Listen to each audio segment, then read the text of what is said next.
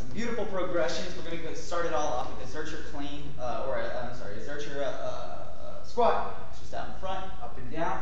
Now if you're doing this heavy, the goal is to go, of course, heavy. You still want that booty on out there, protect that lower back, keep that chest open up, facing forward. Common deviations we'll see with this one is hinging those hips and taking it down low.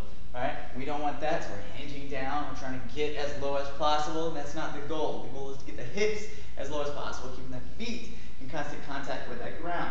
Another common deviation, then of course, would be the feet popping up off of that ground.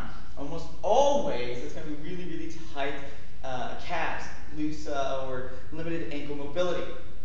All right, so once we've hammered all of that out, that's not always the case. It could be glutes, it could be all sorts of different things, tight hammies, what have you, tight hip flexors causing this anterior pelvic tilt. But a beautiful progression is going to be our snatch. Want to see that booty on down and back. Now, ideally, a full snatch will actually, it's with a bar, right? And oftentimes you're elevated on a platform, and you push those hips back in a deadlift, and then you squat down until you get to the bar.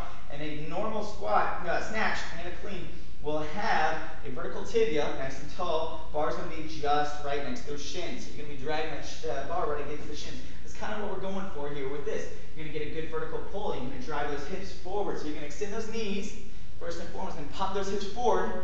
And that's going to pop that all the way up overhead. So you're going to get a slight pull through the upper body as well. So it's going to be knees, hips, pop it all the way up, catch it back down. Knees, hips, pop it up, back down.